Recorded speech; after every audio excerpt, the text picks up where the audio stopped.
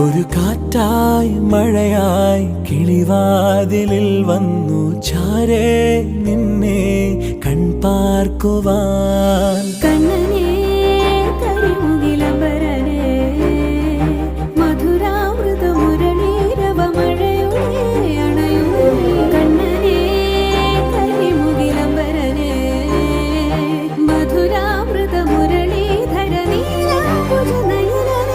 ഞാനോരാവോ ഇരുളു നീന്തി വന്നു,